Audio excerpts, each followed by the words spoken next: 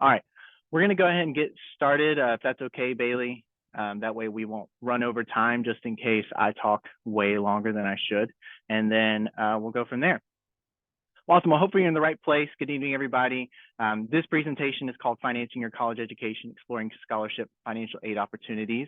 This is one of our first presentations for CIEE's College Prep Fair this week. So thanks so much, everybody who signed up, for everybody who expressed interest in doing this, and for everybody who's showing up today. We're super excited to have you here, and hopefully this presentation will be super helpful in figuring out, how to fund your college experience, seeing if college is the right fit for you, as well as figuring out hopefully how to get some money for it. Before we get to that, the deep parts of it, it's nice to kind of know who everybody is talking to and hearing from. So we're going to go ahead and do introductions. Since I'm talking, I'll go ahead and start. My name is Adam Chilliwatt. I'm one of the enrollment coordinators here at CIEE for our gap year abroad, as well as our first year abroad programs. I've been with CIEE since 2022. So super excited to be chatting with you guys today. And I'll go head it on to Judy. Good evening, everyone. I am Judy Henderson, and I am the Director of Financial Aid at Dean College.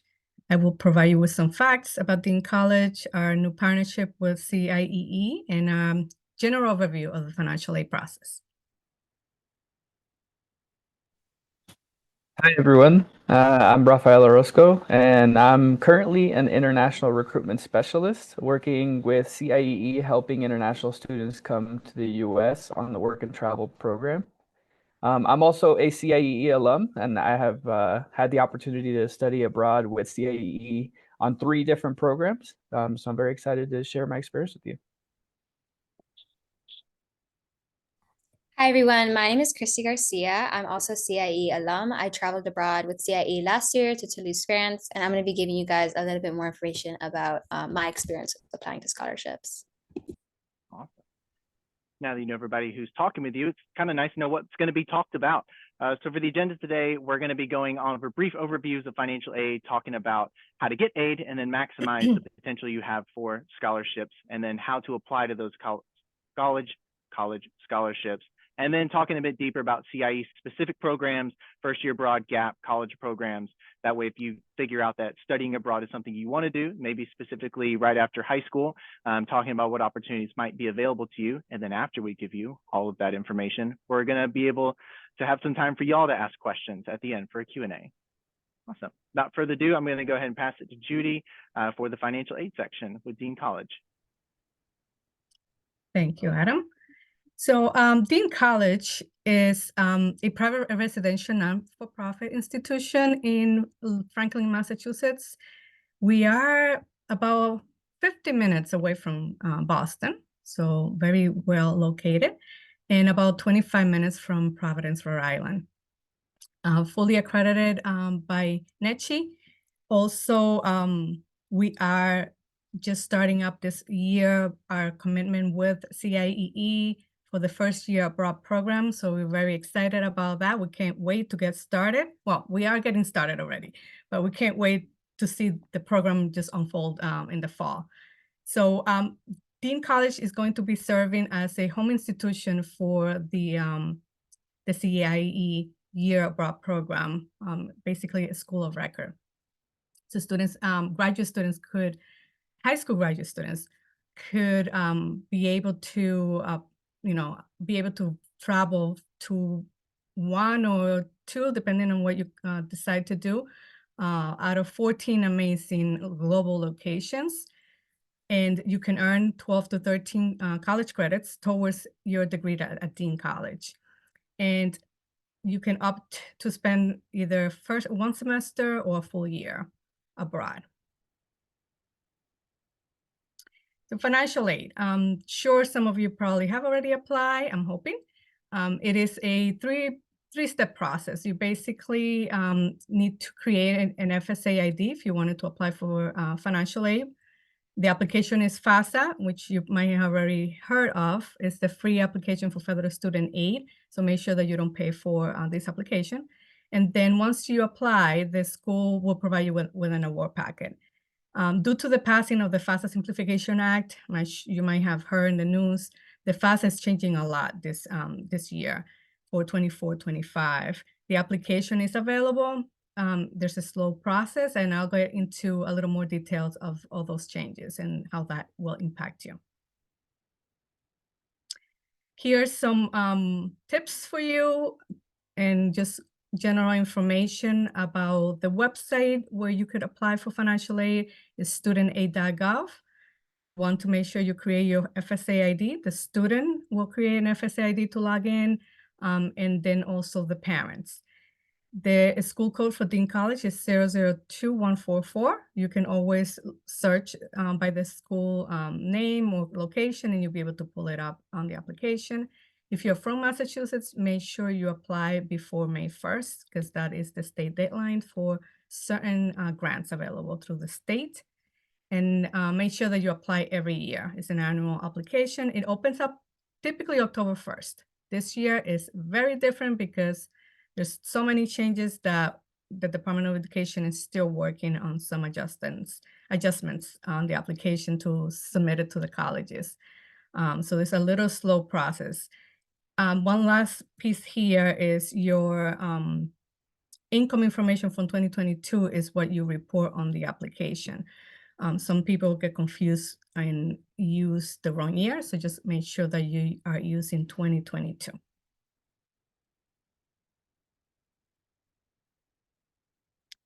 FAFSA simplification, possibly have heard of that recently. Basically, the FAFSA had gone like the major overhaul in the last 40 years. So it went from like 100 questions to 50 questions. Some people are finding them so much easier. Some people are struggling just because it's the first year, and the department is trying to troubleshoot all the different issues that are coming up with the application. But it should be a lot easier, and things will get better, hopefully for next year. The FAFSA basically collects what is called the SAI, is the Student Aid Index, which is the measure for need. For 24-25. So that schools will receive that number and will be able to award you financially based on that number. Prior years, you may have heard, if you have all the children in college, that the number that we collected used to be called EFC.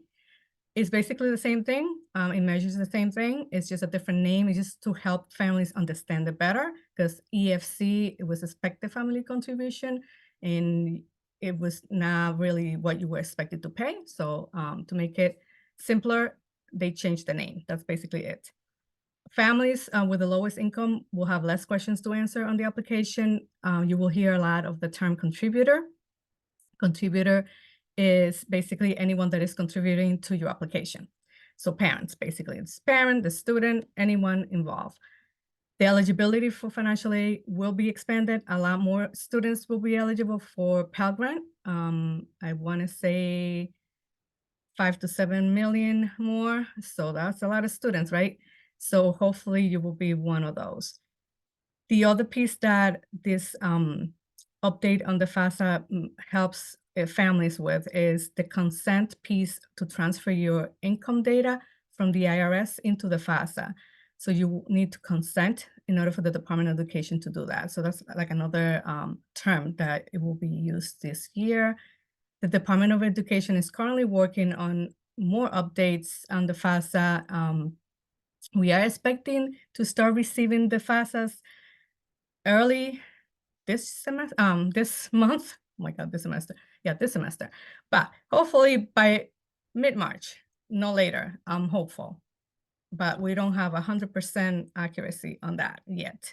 But that is the expectation. The process will be very slow, so it's not going to be like they're going to be sending all the applications to all the colleges at once. They need to make sure that systems are working, and colleges need to make sure that the systems are working as well, to make sure that there are no issues with the process. So once that starts to flow, then they will, send out all the applications that people have filed already. Types of financial aid. There are a lot of different types of financial aid. People get them a little confused. I'll try to kind of give you an overview. Scholarships and grants is free money. So money that you do not have to pay back. Scholarships are based on merit, and also the private scholarships if you apply for private scholarships. Grants from the college are need-based. Could be from the college, from the federal government, or from the state. So those are grants. Federal loans, every student that files the FAFSA is eligible for a federal loan in their own name. Is a limited amount of $5,500 for the year for a student loan. Automatically from the FAFSA, a student will begin paying those 6 months after the student graduates or falls below 6 credits. Hopefully that will not be your situation. Work study, student will be eligible for work study. Every college awards work study differently. So it is a need-based program, and that is the reason why it changes by college. The students basically will earn funds on a weekly basis, and they can use the funds to basically pay for out-of-pocket expenses, personal expenses. And Dean College only uses the FAFSA to determine need-based aid. Here, I'm just going to give you an overview of what our average cost for this upcoming year is going to be. So you're looking at tuition and fees, food and housing for a student living on campus. Financial aid, the average package, including the federal loans, $41,500. So once you determine your cost, which is $66,690, and you deduct the grants, your net cost before the loan is $30,690 for the year. If the student takes out the federal loan, then you are looking at about $25,190 for the year. The net cost, if you can see, is about 40% lower than the total cost once you, if you make the calculation there. But that's typically what our students are looking for. For a student that is a commuter, you're looking at about $16,000 out-of-pocket cost, roughly. So how do you pay for the out-of-pocket costs? Because obviously not everybody can write up a check, right? And not everybody has personal resources. But the first thing you want to look at, if you do have personal resources, your savings, your 529 plans, make sure you look at that first and pay your out-of-pocket with some of that. Outside scholarship, this is a great time for students to start applying for private scholarships. May 1st is usually a deadline for a lot of those, or June. So make sure your students are focusing on that at this time of the year. Your local organizations, your high school counselors are a great resource to find out scholarships through your local town. There is also a payment plan option that you can pay the semester per month, an equal payments, or the whole year if you wanted to do a payment plan for the whole year. Parent Plus loan, you could either apply for federal loan through the government or private loans. So there's a couple different options there. Student loans, students could apply for private loans on their name, but they will need somebody to co-sign for those loans. And I type in there elmselect.com for you if you wanted to look that up. It's just a tool for most colleges use just to compare your options in terms of private financing.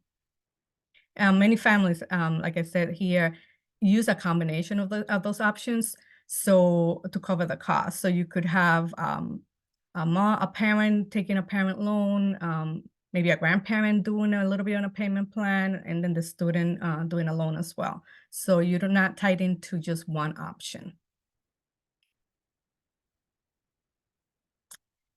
So I have put together a few tips and tricks. I could go on and on, but I try to cut it down to a few. Hopefully this will be helpful for you.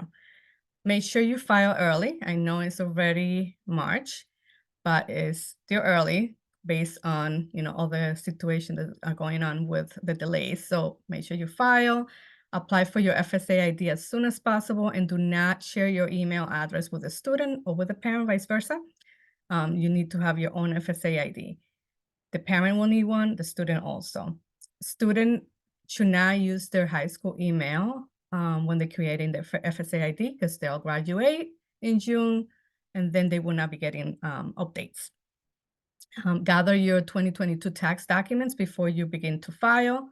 One thing that I have noticed this year is the best flow to apply for financial aid this year seems to be the student starting the application. So make sure your student starts their piece, there's a section where they will invite you as a parent to contribute to their application. Then you log in from your invitation, which is an email that you get, and then complete your section. And that will be the best suggestion I can make for you right now. A lot of people are doing things backwards, and the system is just not really ready for all those applications that way. Apply for scholarships. I listed a couple sites here: collegeboard.org, finate.org. If you wanted to apply for private scholarships, like I said, the high school counselor office is a great place to start that up. So, and not sure if we'll answer the questions now, Bailey, or at the end. We had one from Vivian that if you could answer now would be great. She asked, I think it was your first slide.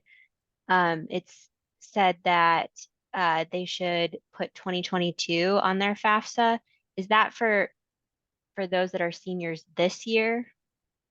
Right. So anyone starting college in the fall will be filing the 24-25 FAFSA using your 2022 tax returns. Okay, great. Thank you so much. Yeah. Thanks, Judy, so much. That was awesome. Raphael, I believe it's your turn now. I believe it is.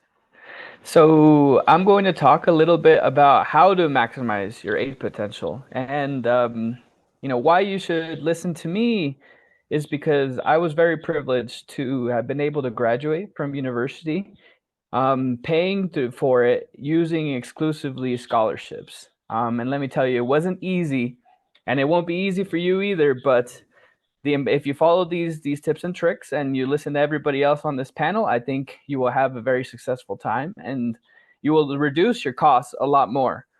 The very first one is start early. And let me emphasize starting early. I don't know what grades you guys are all in. I know a lot of you are seniors in high school. And now is not too late. Now is the perfect time to be applying to as many scholarships as possible and gathering as many documents that you need, because you're going to be applying to multiple scholarships and they're all going to be asking for a lot of the similar things. So make sure you have all of your documents ready for you. And as you're going through these applications, make sure you're tailoring it to that specific application. One thing that I noticed as I was applying to scholarships was that I would write an essay, and that essay, I would be able to submit it for other scholarships as well. And that's a huge tip. I highly recommend you do that, but don't just copy and paste it. Change it up a little bit and personalize it to what the scholarship that you're applying for. Some of them are going to be asking a little bit more about who you are. Some of them are going to be asking more about your achievements, your academic goals and your professional goals. Some of them are just going to be asking, what do you like to do? And so make sure you personalize these to the specific scholarships that you're applying for. Once you have all of this, don't save all of these essays, all of these materials that you're using, organize them, have a folder just for scholarships. And this will allow you to really be organized, keeping track of deadlines. The deadlines is the most important thing, because the worst thing is having a scholarship that you qualify for, that you're a perfect candidate for, and then you miss a deadline. So make sure you don't miss any deadline, and make sure you're reading all of the eligibility requirements just to make sure that you have submitted everything that they're asking for. And the last one is communicate effectively. Make sure you're staying in touch with the people who are assisting you to reach these scholarships, to find them. And this is your school counselors. Your high school counselors should be great resources for helping you find scholarship boards or opportunities, but also look inside the organizations that you may be a part of. If you play sports, maybe see if that sports league offers any scholarships, because a lot of them do. If you are in any academic programs, or if you're applying to any colleges that have any clubs and organizations that you're interested in joining when you're in there, look if they offer scholarships too, because all of them will give you resources that will help you find what you're looking for. And so a lot of this is going to be repeated. I know Judy, she gave a very detailed rundown. So some of this might be repeated, but just navigating these scholarship applications, it's important to see the difference between the scholarships that you might encounter. A lot of them are going to be institutional. So when you apply to your university, there should also be a financial aid application where you can apply to a central university application. The way I went to the University of Colorado Boulder, and so over there they had a central portal where you apply and you do the general application, and the general application is sent out to multiple donors. So just by filling out one application, you're already applying basically to over 100 scholarships that you're in the run for. But just because you're applying to that does not mean that your job is done. There are other scholarship opportunities that are not associated with the university. There's going to be many, many private scholarships. And once again, let me emphasize, start early. Some of you may be freshmen in high school. Some of you may be sophomores, juniors in high school. That's not too early to start applying for scholarships. Right now, wherever you are is the best time to be applying for scholarships. And it's also going to be something that you're going to do for the rest of your time in college as well. I found myself applying for scholarships my freshman year of college, my sophomore year of college, my junior year of college, and even my senior year of college. I was still applying to scholarships that I ended up using to fund my education. So that's something that it's a skill that you're going to learn over time, and you'll get better at it the more that you do it. The next thing is letters of recommendation. And this, for me, honestly, was the hardest part, because a lot of these scholarships are going to ask for 1 to 3, sometimes even 5 recommenders. And this is important because you need to have a good relationship with the people who are going to be recommending you for these scholarships. And so nurturing those relationships and figuring out who you're going to ask for if a scholarship or any type of program is, because there are other programs that may not be for scholarships, but as you apply for more programs and scholarships, there will be asking you for letters of recommendation. And so I highly, highly recommend you to start seeking out mentors, instructors, coaches, supervisors. If you have a job and you're really close with your supervisors, or your favorite teachers that you have learned a lot from and know you very well, coaches, if you play a sport, or if you have a hobby or an activity that you engage in and you have a mentor there that teaches you, those are great people to ask for letters of recommendation. So definitely nurture your relationships with them. And a question that I had, and a lot of people you normally had, is would you rather have a recommender who has a very good title, very fancy title, oh, he's a doctor in something, or would you rather have someone recommending you who actually knows who you are? And I would always lean on the side of the person who knows who you are. Always choose the people who can speak the best about your qualifications, your character, your achievements, and why you qualify, why you are relevant for this opportunity. And finally, do not think that you do not qualify. Some people here might believe that, oh, my parents make too much money, so I'm not going to apply for the FAFSA. Big mistake. Always apply to the FAFSA. No scholarship is too small. No scholarship is too big. And let me emphasize that no scholarship is too small. Sometimes you might see a scholarship opportunity for $200. Apply. Because even though it might not seem like $200 is worth it, there's more scholarships. Oh, this scholarship is going to give me $8,000, or this one's going to give me $15,000. I'd rather put my time there. Do all of them, because the more that it's a numbers game. The more scholarships that you apply, the higher chance you have of actually receiving a couple of them, and then those numbers add up. You apply to 10 $200 scholarships. Look at that. Now you have $2,000. And that's going to cut off a big chunk of your costs when you're in school. And then again, repetition. Apply, apply, apply. If you see an opportunity and you feel like you do not qualify, apply anyways. If you see an opportunity and all of the eligibility you match every eligibility requirement except one, apply anyways. If you feel like, oh, I'm not good enough for this scholarship, apply anyways, because you never know when you might surprise yourself. And a lot of us, we like to downplay our skills and our abilities, when in reality, the people who are giving out these scholarships want you to succeed. They want to give you a platform so that you can continue to grow and use this opportunity to fund your education and to reach your goals. So if you do not apply, you're not going to get it. So apply anyways. But just because you apply does not mean that you're going to receive every scholarship. And rejections is going to be something that you're going to encounter, and you're going to encounter it pretty frequently. That does not mean that you should give up. That does not mean that you should take it personally, because at the end of the day, you're not the only one who's applying. There's usually thousands and thousands of people who apply. And that's why it's so important to try and find as many opportunities as possible, because some scholarships may not be as popular as others. That $200 scholarship might have way less applicants than the $10,000 scholarship. But the important thing is that you apply, and if you get rejected, use that as a lesson. Take what you put down, evaluate your application, and try really see, why do you think they rejected you? What can you improve? And use that for your future applications. And finally, the mindset matters. Be open-minded.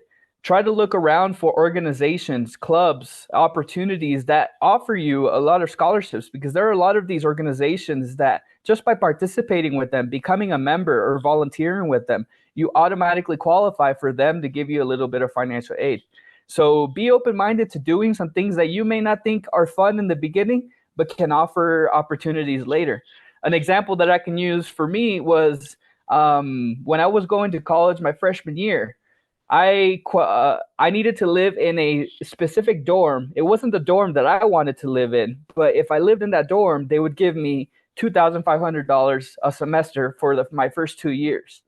So what do? Do I go live where all my friends are living, or do I go live where they're going to give me money? And of course, I chose I went to go live where they gave me money. And so for that, you do need to be open-minded. You need to be strategic, because there's a lot of scholarships out there, and being strategic means using your resources. Once you start applying to 1 scholarship, 2 scholarships, 3, you're going to have a lot of essays that you can go back and pick and choose what you think fits for this other scholarship. And once again, tailor it, make it personalized, but use what you've already written. Don't do more work than you have to. You're already doing the work. So just apply it to all of the opportunities that you're applying to. And then be persistent. Don't give up. Keep applying. You see one opportunity, apply. You see another, apply again. And scholarships, it's crazy because their deadlines, some deadlines fall around the same time, like Judy was mentioning in May, but some scholarships just pop up randomly. So always be on the lookout. All year, every year, keep an eye out for what kind of opportunities are out there, and pay attention to those deadlines, because you're going to be applying a lot of for most of the year. You're going to be looking at opportunities to apply for. And finally, study abroad. Studying abroad might not seem like the most intuitive thing for financial aid, but in my case, it was very, very much so.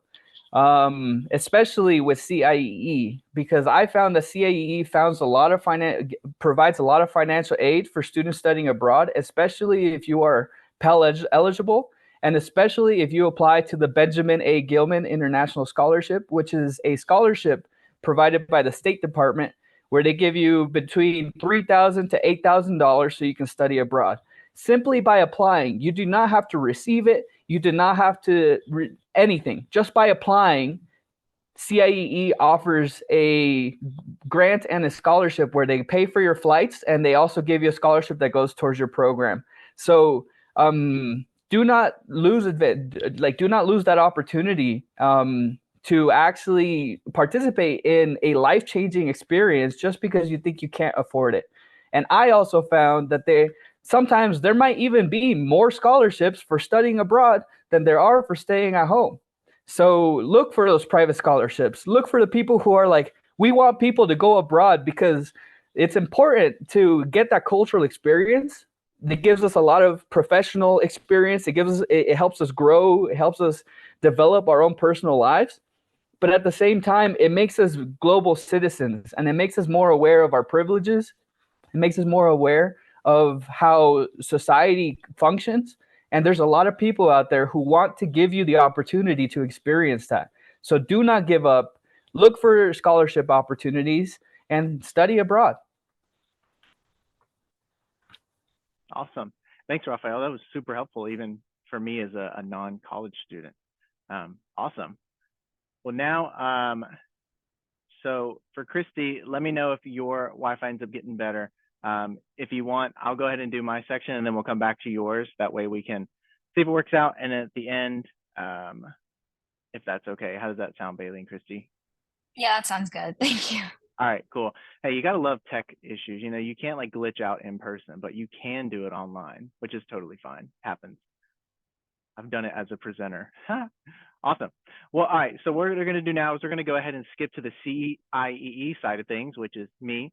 So essentially, we're going to talk a bit about, I know Rafael and Judy have already talked about the college side of things, so I won't go into too many details about too much of studying abroad.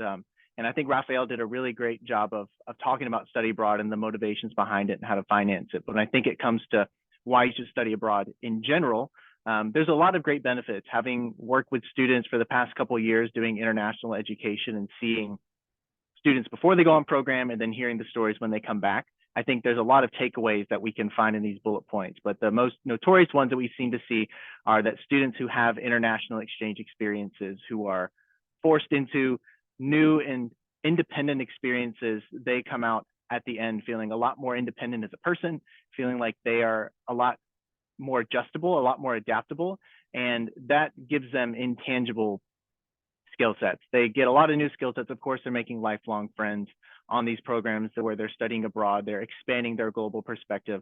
But at the end of the day, when they come back, they've experienced a lot of change in a short amount of time. And I think it really helps them grow as individuals when they come back to then take on whatever challenges come afterwards, whether for y'all on the call, whether the college is in the books for you, if that's happening, whether you're going into the military, whether you're going into the workforce after high school directly, having an experience, an exchange experience helps you become, you know, a more globally minded citizen and makes you a lot more adaptable to whatever comes. And so if this is something you're looking to do after high school, this is the results that you might see and what opportunities may lie ahead. With CIEE specifically, there's a lot of reasons I could give you to study abroad with CIEE. That's my job. But if I were to objectively say, we are the oldest and largest study abroad provider in the United States. That big 75 there means that we've been doing this for 75 years. CIEE has been operating at a rate of sending students abroad each year for the past 75 years. We were founded in 1947. And the first program we did was actually with college students. So if you're looking to do a college program with CIEE or a first year abroad program or a gap year program with us, we've been working with students like you since we started, literally. And as a nonprofit organization, we have a lot of great resources and a lot of dedication to making sure that your experience is first and foremost and most important. I think one of the biggest takeaways too with the way CIEE operates our programs, and my personal favorite reason, is that we operate our own study centers. So what that means is wherever you study abroad at as a student, whether you've gone on a program with us before, like Rafael or Christy, or you're looking to go on a program in the future, what this means is you have support from CIEE. You have somebody physically present in the area that you are doing your program in. So that way, if you need help, if you have questions, if you want support, there's a community around you. And there's also a literal building and office where there are on-site staff there to support you as a student throughout your program.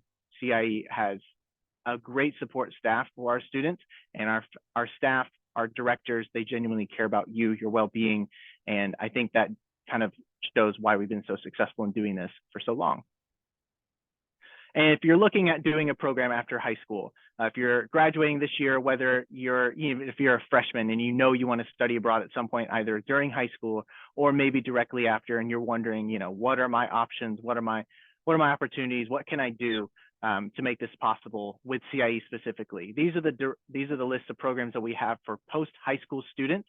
If you're looking to do a program while you're in high school, I notice we have freshmen, sophomores, and juniors on the program. If you're like, I want to go now, we have a variety of programs available, whether it's a summer program or a semester abroad program. There's something for you if you're interested in that. If you're interested in scholarships programs, the summer program specifically is one of our, if not the most popular one that we run. But for all of you who are looking ahead of time after high school, we have a couple different options. If you're looking to get a 4-credit option for college if you're like, I definitely want to study abroad once I finish high school, but it has to be 4 credit. And I understand that. Maybe you're going to college after high school, you want to study abroad, but you need to make sure you're staying on track to graduate at a reasonable time so that way you can enter the workforce, go to medical school, nursing school, whatever it is. I get that. So the best option for you might be the first-year abroad or college study abroad program. The first-year abroad and GAP programs are the ones that I specifically work with and am an expert in. So I'll start with those. The first-year abroad experience is essentially, if I were to explain it in one sentence, you're taking college freshman courses, typically 3 to 4 classes per semester with CIEE at one of our 14 international destinations where the classes are taught in English, which is great for you, native English speakers. So that means internationally, no matter where you go, you're getting an amazing experience of studying abroad without the stress of having to understand math, maybe in Japanese or Spanish, which can be quite difficult. These courses that you're taking are specifically tailored towards the college freshman experience. So it's not like you're taking Neuroscience 5000, you're taking entry-level courses, classes that typically don't have prerequisites. The goal of this program is first year abroad, not 3rd, 4th, 5th year abroad. It's for college freshmen. So we want to make sure that the curriculum that you're taking aligns with things that you're going to need as a freshman or even maybe a second semester freshman. So that way, once you finish this program, the School of Record, Dean College, can give you a transcript that's going to best fit your interest to stay there or transfer to an alternate institution afterwards. For Gap Year Abroad, this is for students who are looking to take on a new skill set in terms of language. Maybe you studied in Spanish, German, Italian, any other language in high school, you want to keep going, or maybe you've never taken a language class before, you've never studied Italian, but you really want to start now. This is a great experience for students that are looking to hone in on one specific skill set, take around 15 to 20 hours a week of language courses, and live with the host family in the area that's taken. So basically this program works as you're placed in a local language school in the area. You live with a homestay, you take language courses 15 to 20 hours a week. I think 40 hours a week like high school would be overkill if you're only studying one thing. So it gives you time to focus in on one thing while giving you flexibility to travel independently in the area on the weekends outside of classes if you want. Those are great opportunities for all these programs as they're for 18-plus-year-old students. In terms of college study abroad, this is for students that are maybe their second semester or sophomore year of college and up. This is a variety of different programs. We actually got a message today saying they're expanding the destinations available. So this is a program specific for students that are typically sophomore years and up in college who are taking more higher level courses, who want to take in more specific types of courses, whether that's a summer program, a January semester, a May semester, fall, spring, academic year, block programs. They offer a variety of different programs that you as a student are able to see. And if you're wondering, you know, well, all these programs are available, that's great, where do they go? For first year abroad and GAP, we want to share where we're going with you for this upcoming year. If you see all the asterisks here, that means they're for first year abroad locations only. But as you can tell, we're pretty much on almost every single continent in the entire world, which is really cool. So if there's a place you've been itching to travel to, maybe a place you've been to before or want to go back to again, we have a variety of different options that are going to suit your best interest.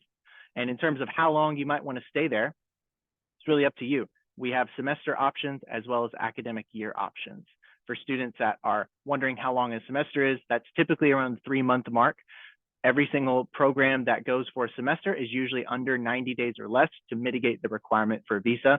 So typically if you're a US passport holder, you're doing a semester in one of these programs, it's very, very likely that you will not need a visa unless you've traveled to that program prior. And if so, tell us. In terms of academic year, take it and double it. So fall and spring terms are typically what academic year programs look like. This is for students that are looking to spend the entire academic year in one specific location, where if you're doing the first year abroad location or even the gap year program, if you'd like, you can do one program in the fall or one in the spring and after that. In terms of first year abroad, you could even split a semester into 2 different locations as well, depending on where you're going, which is also nice. So 6 weeks in one place, 6 weeks in another. In terms of funding these programs, there's a lot of bullets here. I'm not going to hit on every single one of them because that would take a long time. But the gist of what you need to know is that we try to be pretty transparent in terms of how much everything costs up front. For you as a student looking to go on this program, pricing is obviously a big factor. And we want to make sure that we're transparent in terms of what we can offer. That way, you know what's in the best interest for you as a student or as a family. So for first year abroad programs, our programs pricing start at around $16,800 for the academic semester. As Judy mentioned earlier, and Raphael as well, there are a lot of scholarships and aids that can be applied to this program. If you're doing a first year abroad program with CIEE, you're being enrolled as a full-time degree-seeking student at Dean College. And I'll talk about that a bit more. But essentially, that means you are a college student if you do this program with us. So you're not a high school student anymore. You're enrolled as a full-time degree-seeking student. Benefit of that is you can use full-time degree-seeking student money. So as Raphael mentioned earlier, if you're looking to do external scholarships, if you're looking to do FAFSA, federal aid, grants, loans, work study, all those things, all those financial opportunities, this is a program, first year abroad, that you can use those resources for. And one thing that's really notable and interesting, as Judy mentioned, in terms of the pricing for colleges and universities, for this program for first year abroad, typically it's more affordable than a semester of college in the US if you're going to an out-of-state institution, as you can see at the bottom, which is quite interesting. So just food for thought, if you're looking to study abroad and you're also looking to go to an out-of-state institution anyway, why not maybe go out of country for your first semester or your academic year to start it off.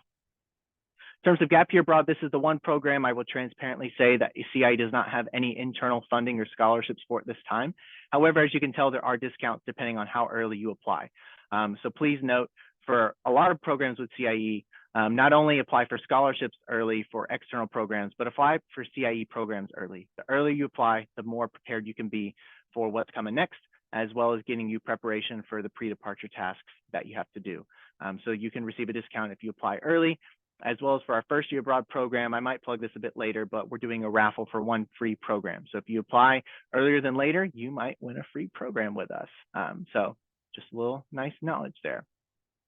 In terms of college study abroad, each year they offer around $13 million in scholarships and grants, which is a lot of money.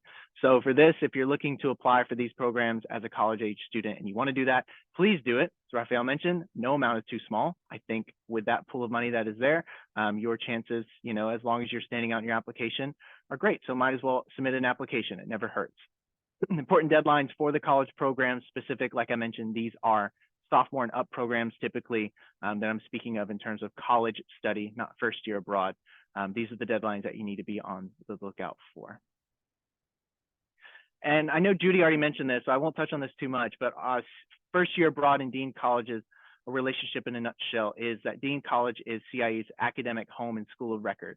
So what this means is when you apply to us at CIEE, you're also applying to college with Dean College, meaning, like I mentioned before, you can fill out the FAFSA for those opportunities and scholarships. Raphael also mentioned the Gilman Scholarship, which is scholarship specific for need-based students studying abroad. So this is another opportunity to get money for you as a student to fund your study abroad experiences. So that includes first year abroad. So let's say you do first year abroad with CIEE, and then afterwards you're kind of wondering, what can you do? One of the best things to know that you need to know ahead of time is if you apply to CIEE's first year abroad program, you're, like I said, you're not only applying to us, you're applying to Dean College as well. So that means once you are in, you're in if you want to stay. So if you want to continue your studies at Dean College after your first semester or academic year with CIEE on one of our international programs, you can do that if you want. You're welcome to transfer to a first year abroad college partner, or if you want, you can transfer to any college or university. Essentially, the best summation of this slide is that if you apply to a first year abroad program afterwards, you are not required to stay at Dean College if you don't want to, but they would love for you to stay, as would we, and you're welcome because you're already accepted as a student, which can be a little easier than being a transfer student to another place if you're trying to stay, especially as an in-state student for those Massachusetts residents. And at the end of the day as well, the reason that we designed this course cataloging the programs are to make them transferable. So these are courses that ideally, when you're taking this program with us, you're going to need anyways as a college student. So if you transfer to another university, ideally the classes that you're getting, we can't make any guarantees because we're not XYZ college that you might be transferring to, but typically these are courses that you would need to take within your freshman, sophomore year as core classes. In terms of fundraising, I feel like this has already gone over a lot, but these are some bullet points that we've collected from previous students who scholarship fundraised. There's a lot of different ways to get money to go to college, especially now that we live in a digital world. For anyone who's an influencer, this is maybe a great way to study for college and fundraise. But for anyone else who's maybe doing a job or an odd job, being testers on websites, these are just some of the resources that might be eligible to you to apply towards your college funds. So get creative with it, find ways to find money for college. That way, whenever you're finishing college, you know that you did everything you could to set yourself up for success when you're going into it. Deadlines are very important in terms of programs, in terms of scholarships, and in terms of anything college related in general. As students, you'll find this out in the future, I'm sure. But make sure that you're checking the deadlines for everything that you're looking into. If you're looking into doing a gap year or first year abroad program with CIEE specifically, these are the deadlines that we have. The maple leaf is for fall, and the beautiful little plant here is for spring. It took me a second to register that in my head when I first looked at the slides. So I'm not going to gatekeep that information from you. That's fall and that's spring. These are the deadlines that you're looking to apply for each program. Priority deadline means that we would love for you to apply by this date, and there might be some special incentives if you do. But the final deadline is like, after this day, we are not taking your application because candidly, you got a lot of time. So we want to make sure that you're getting your application in on time, because for these final deadlines, this is the final date that we can make sure that we get everything on our end set up for success for you. That way you can have somewhere to sleep at and somewhere to get enrolled at for classes. The first year abroad, I already mentioned this in the raffle, but this is just a slide to designate it. Like I said, applying early may give you more benefits than applying later. So if you're looking to apply to a first year abroad program, this is a great opportunity for you as a student to potentially get a free program. So why not submit an application?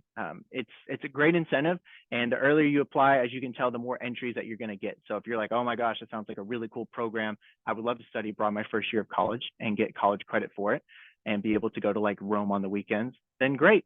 Check out the application website. We'll put a plug at the end. Bailey might even be able to put a link to our main website there to show you a bit more of what this program is about. All right, so that's on my end for me. I wanted to check with Chrissy to see, Chrissy, is your Wi-Fi dependable, beautiful, and lovely? It is working now. I love that for you. Great. All right, let's go back. All right, Chrissy, take it away. Has the slide changed? Oh, okay, never mind. My Wi-Fi is slightly No, better. but I didn't change it. That's my bad. It's slightly laggy. Okay. Hi guys, my name is Christy. Like I mentioned in the beginning, I traveled abroad with CIEE last year and was able to do so in the first place because of the amazing Global Navigator Scholarship that they offer. And applying to the Global Navigator Scholarship, that was one of my first, if not my first experience actually applying to scholarships, and introduced me to the things that I need to have prepared in order to successfully win them. So a lot of the points I want to touch on were brought up by a lot of other presenters, so I'm not going to spend so much time on them. But before I get into the actual winning part of the scholarships, I want to start talking off about my journey and soon your guys' journey. And at the end of my little mini presentation, I'll be sharing my own list of 100+ scholarships to start you guys off on your own journey. If you guys want to scan here on the page for $200 off any CIEE program, that'll get you guys kind of started on that. But you can go to the next slide.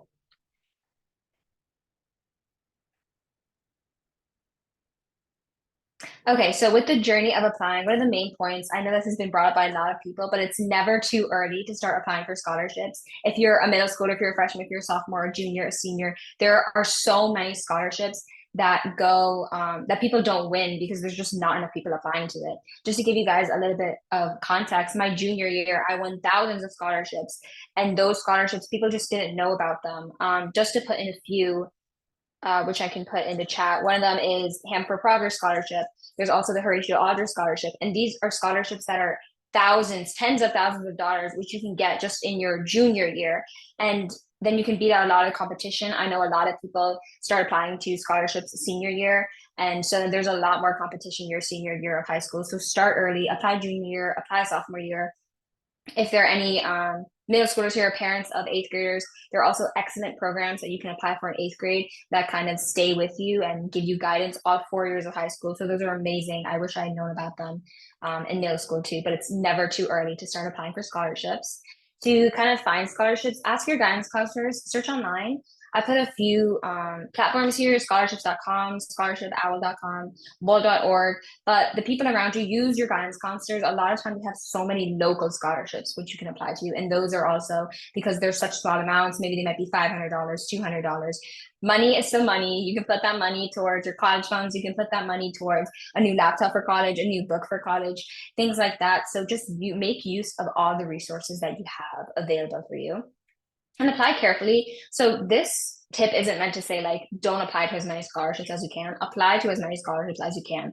But if you find that you are nearing a deadline and there are various scholarships, because a lot of scholarships would have similar deadlines. So if you find that you have various scholarships that are due on the same day and that they have like completely different essays that you have to write, choose one to focus your energy on, or choose a few to focus your energy on, because if you try to spread yourself out among all of them and you're trying to do them all in a very short time frame, what'll end up happening is you might just not end up applying to any. That personally happened to me. It was a week before the deadline. I found out about these scholarships a little late. So there was 3 scholarships that I had to do. They were like full essay scholarships, multiple essays for each one. And I tried to spread myself too thin. I tried to do all of them. And then I just ended up doing none of them because it was just so much on me. So this is why it is really, really important to keep those deadlines safe. Luckily, the scholarship list I'm giving you guys has all the deadlines organized there, so you can keep track of them so none of them catch you by surprise. But keeping deadlines is really, really important, so you can apply to as many as possible and you don't have that moment where you have to choose one or the other. Going back to a lot of the points that others have made, look local, smaller awards accumulate. So like I said, those $500 awards can be put to a laptop. So multiply $500 awards. Eventually you have yourself a laptop that you've won entirely for free. Something else I want to note on is beware of scams. A lot of scholarships that I saw, like the websites were a little shady. I still applied because I was like, maybe like this has been posted a few times, and some of them just really simply don't get back to you. So know to look for the signs. If the website looks severely outdated, sometimes it might not be very trustworthy. I know there's a couple of scholarships too where they claim that they're like a company who gives out these scholarships, but the company website didn't have anything on it except for the scholarships. So just make sure you're careful for those so you're not wasting your time and energy on these scams. You can go to the next slide. So a few application tips to win, which I found really helpful in my journey. Plan out your essays, mind map, brainstorm, whatever works for you. Take your time. The more time you have to cultivate these essays and make them your best, the better chance you have to win. If you're really rushing these essays and just putting the first thing that comes to paper, that might not always be your best essay. It could, but it might always be your best. So give yourself the best winning chance you have for scholarships and just kind of write down all ideas. Even if an idea sounds like really dumb or it doesn't sound like an idea you'll use, just write down all the ideas you have. Maybe the idea you actually do use will end up coming out from one of those crazy ideas. So be fair to all the ideas that you have in that brainstorming process. Reuse general essays to save your time. This is especially really helpful if you're a senior. So at this point, you've probably already written most of your college application essays, and a lot of your college application essays, especially the Common App application, you can use for a lot of different scholarships. So that's going to save you a lot of energy so you're not burning out. Like Raphael said, tailor your application to the theme of the scholarship. If there's a scholarship that's focusing on sports, really reflect on your sports qualities and things like that. If there's a scholarship that's focused on community service, focus on the community service that you've done in your community, in your neighborhoods and things like that. So make sure to focus on those so that you, again, have the best winning chance. Stay organized. So for me, in the scholarship that I'm sharing, I made that on a Google Sheets. In the past, before I made that Google Sheets, I had Notion, and I found that Notion just simply didn't work for me, and that's completely fine. Find what works for you. Some people like to have them physically written down in a journal. Again, just find the system that works for you and make sure you do not miss those deadlines. Start working on those essays weeks before they're due, because a lot of times I didn't send the past, oh, this scholarship is due in a month, I'll do it later, I'll have time. And then it's like 2 days before the deadline or even like an hour before the deadline, and I'm rushing to write these essays and I'm not giving myself that best winning chance. So help yourself. Do those scholarship essays like weeks in advance so you give yourself time and you're not rushing and you're not adding like unnecessary stress to your life. And then lastly, seek out feedback. So your family, your friends are going to be your biggest supporters and give you the criticism on the essays that you need so it can be your best work. I think also messaging and reaching out to past winners is definitely important. A lot of them are on LinkedIn and they're always like willing to just kind of like, if you're sending them a message like, hey, I'm also applying to the scholarship, I saw that you won it last year, can you give me any tips that you had, any tricks that you want, anything, like tell me about the process and how that worked, so you can actually get advice from someone who was in the position that you are now. So don't be afraid to reach out to people and things like that. And yeah, those are just a few tips and tricks I have. I think Bailey already shared the scholarship list that I have in the comment section. One more thing that I want to add is when you're finding for scholarships, one of the things that I always do if I find a scholarship that's relatively unknown, for example, the Ham for Progress Scholarship, I'll search up like the Ham for Progress Scholarship and I'll look down at the search results, see what scholarship websites it comes up on. And so then I can click on those scholarship websites and then I can look for more scholarships through there because then I know, oh, they have a bunch of unknown scholarships on here. They have a bunch of less popular scholarships on here. So then maybe through that, I can find even more less popular scholarships and things like that. But those are just a few tips and tricks I have. So yeah. Awesome. Thanks, Christy. That was great. Very insightful. A lot of resources I either didn't know about or didn't have when I was in high school, or probably just didn't care to look for, which explains my lack of drive at that young age. So that's awesome to see. Well, cool. I know we're almost at time. So for anybody that needs to drop out, not of high school, but of the meeting, you can go ahead and go. If you need anything, the meeting is being recorded, so it'll be shared back to you. For those that have a couple extra minutes, like myself, for the panelists, if you guys need to leave right at 8 or 7, totally understand that as well. But now we have a bit of time reserved for a Q&A, and we'll be here as long as y'all have questions within a reasonable time. So feel free to drop them in the chat. Anything that you have more questions about that might have been discussed from the panelists, anything that you need, let us know. And then for anyone who's looking to do some additional sessions with us, if you're like, oh, this is great, I should sign up for more, this is a QR code that you can scan to view any of the upcoming sessions as well for this week. I believe there's one even later this evening. Ooh, I see a question here from Enrique. Yeah.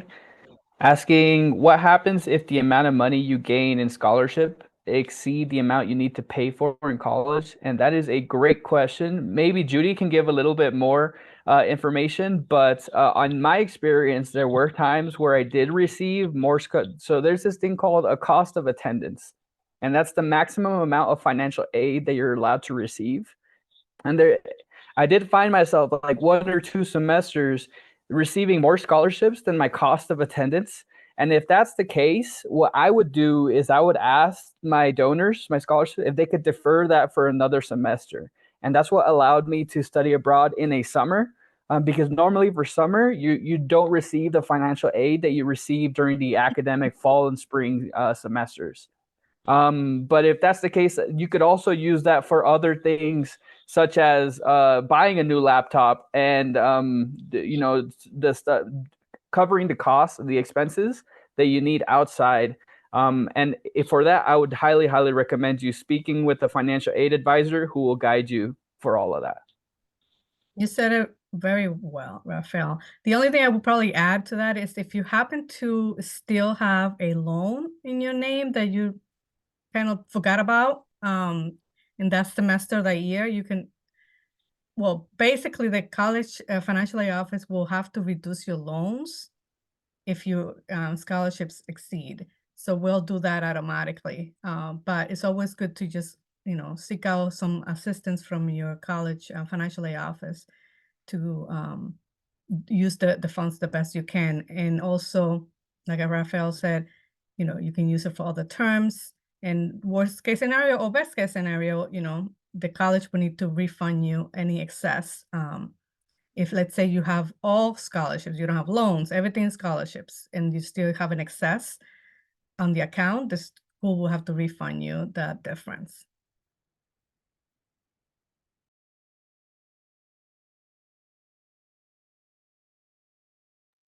Great question. And that's a great point, Judy, that last part, because those scholarship refunds, after you have already paid your tuition, you can use those scholarship refunds as income.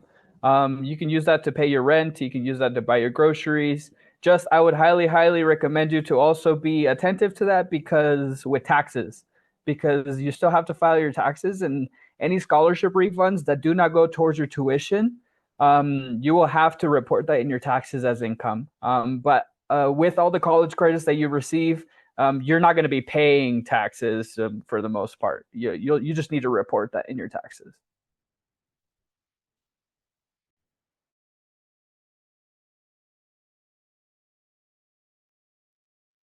Great. See if we have any more questions at the time. No one has.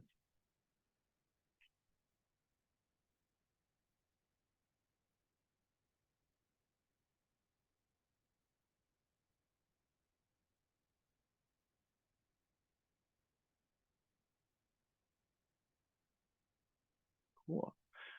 I think at this time I don't see anybody putting in additional questions. Yeah, great point, Bailey. If y'all have any questions that you come up with afterwards, CIE related, just shoot us an email at fy-dy@cid.org, and we're happy to answer any questions you guys have. And if there's anything you need from the panelists or questions you have, let us know and we can reach out to get any information needed as well. So I think at this time, since we're a little bit over, I'm going to go ahead and call it. So see if we can stop the recording, and then I'll stop sharing my screen. But awesome. Well, thanks so much for everybody who joined. This was really great. I think we had a great attendance as well. Y'all asked some great questions and were very interactive. So hopefully this was helpful for you. Like I said, again, there's plenty of other presentations happening this week, even happening later tonight. So if you didn't get a chance to scan the QR code, need a link, let us know, and we can send you something to check out and go from there. But from our end, I can't think of anything else. Bailey, any of the panelists have any additional things to add before we conclude? Nothing from my end. Thanks everybody so much for Sweet. being here. Yeah, thanks so much, guys. Appreciate your attentiveness, and hopefully we'll see you at another one, and maybe we'll see some interest coming for applications.